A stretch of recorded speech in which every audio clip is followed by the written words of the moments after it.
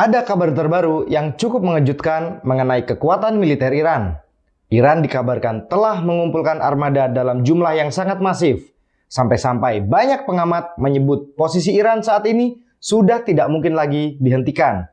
Inilah alasan mengapa Tehran terlihat begitu percaya diri dengan kekuatan konvensionalnya. Mereka berulang kali menegaskan tidak berniat membuat senjata nuklir. Tapi di sisi lain, mereka justru bersiap menghadapi kekuatan-kekuatan nuklir dunia. Pertanyaannya, apa yang membuat mereka seberani itu? Apakah kekuatan senjata konvensional mereka sekarang ini sudah cukup untuk membuat negara-negara besar dan pemilik nuklir berpikir dua kali? Data estimasi terbaru menyebutkan bahwa koleksi drone Iran kini sudah menembus angka 80.000 unit. Padahal laporan sebelumnya hanya diperkirakan di kisaran 5.000 hingga 10.000 saja.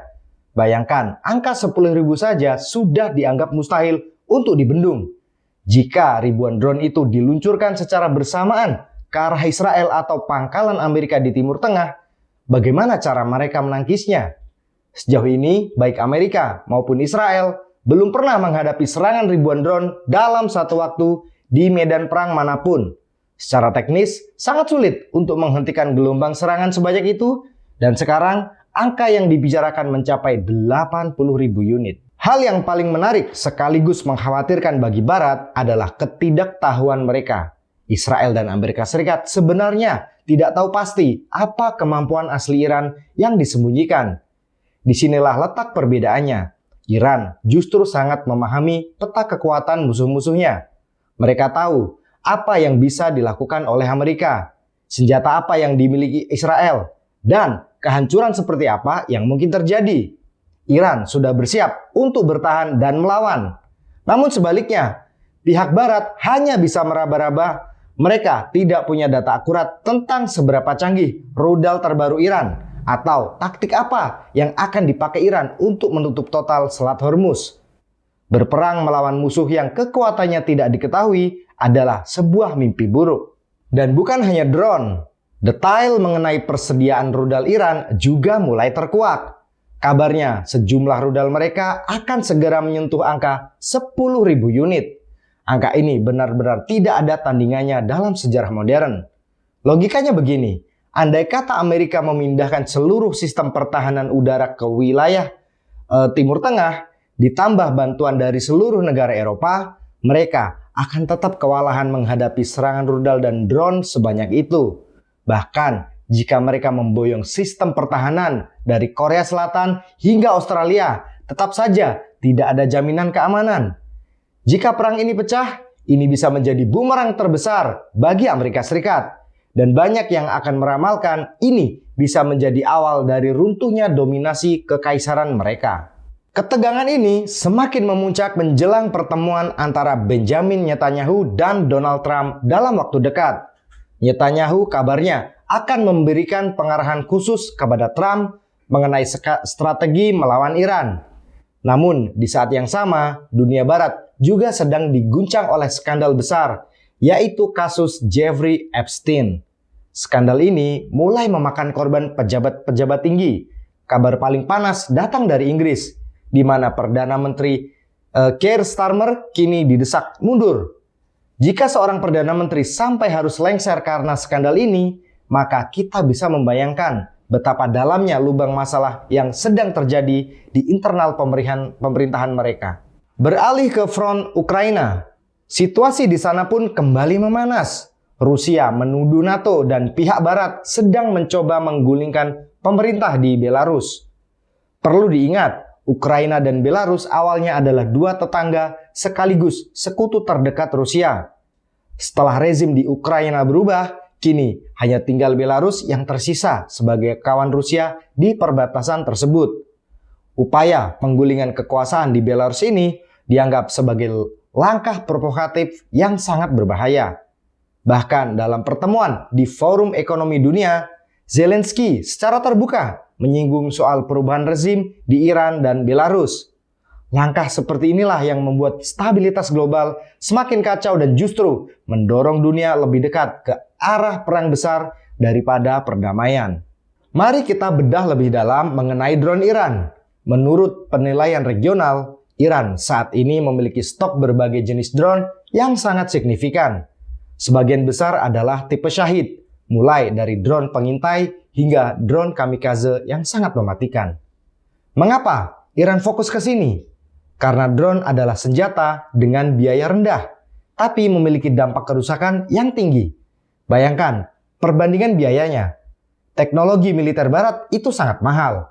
Satu kapal induk saja bisa berharga 13,3 miliar dolar.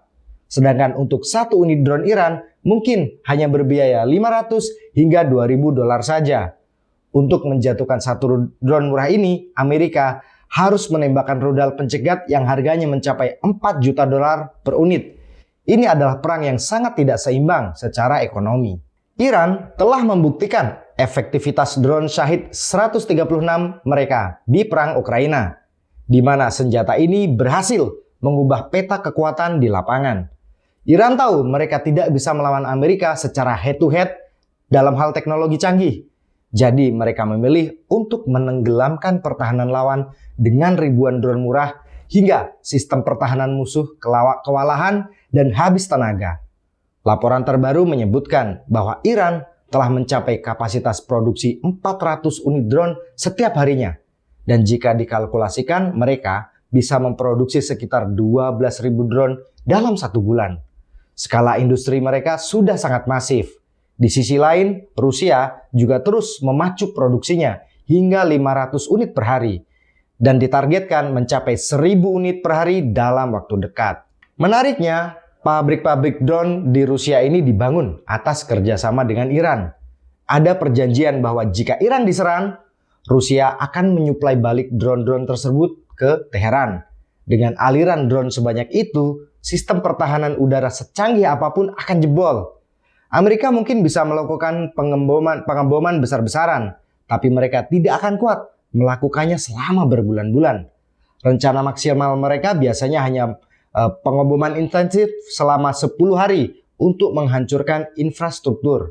Masalahnya, Iran bisa membalas dengan drone selama berbulan-bulan tanpa henti. Inilah mengapa perang melawan Iran dianggap tidak logis dan sia-sia bagi Amerika. Mereka tidak akan mendapatkan apa-apa selain kerugian besar. Selain ancaman drone, militer Israel sendiri mengakui bahwa Iran memiliki sekitar 3.000 rudal balistik saat ini. Angka ini diperkirakan akan melonjak hingga 10.000 unit pada tahun 2027 atau 2028. Menurut laporan Jerusalem Post, produksi rudal Iran sangat cepat sehingga dalam 2 tahun ke depan kekuatannya akan berlipat ganda. Ini adalah ancaman eksistensial bagi seluruh infrastruktur pertahanan di kawasan Timur Tengah. Jika rudal-rudal ini diluncurkan bersamaan dengan puluhan ribu drone, maka kapal induk darat yang selama ini dibanggakan Amerika di kawasan itu akan hancur total. Karena ketakutan inilah, Israel mulai memberikan gertakan bahwa mereka akan bertindak sendiri tanpa menunggu persetujuan Amerika. Mereka beralasan bahwa jika pabrik-pabrik rudal di Iran tidak dihancurkan sekarang, maka kedepannya Iran akan menjadi semakin sulit dikalahkan. Namun banyak pihak meragukan apakah Israel benar-benar berani menyerang. Karena serangan balik dari Iran dipastikan akan sangat menghancurkan. Di panggung diplomatik, tokoh senior Iran, Ali Larijani dikabarkan akan melakukan kunjungan penting ke Oman untuk melakukan negosiasi rahasia. Sementara itu, parlemen Iran juga baru saja mengadakan rapat tertutup dengan para petinggi militer.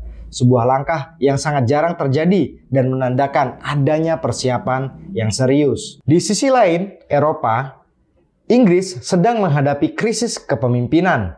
Perdana Menteri Keir Starmer tersudut karena menunjuk pejabat yang terkait dengan kasus Epstein. Skandal ini tidak hanya soal moral, tapi juga soal kebocoran rahasia negara. Jika Starmer benar-benar mundur dalam beberapa hari ke depan, ini akan menjadi guncangan politik yang luar biasa bagi sekutu barat. Padahal kabarnya masih ada 49 kotak dokumen Epstein lainnya yang belum dibuka. Jika semua dokumen ini terungkap, banyak pemerintahan di dunia yang terancam jatuh. Skandal ini juga bisa berimbas pada politik Amerika Serikat. Bahkan bisa memicu upaya memicu upaya pemakzulan terhadap tokoh-tokoh besar di sana. Situasi dunia saat ini benar-benar sedang berada di titik nadir yang sangat kompleks. Demikian informasi hari ini. Jangan lupa subscribe.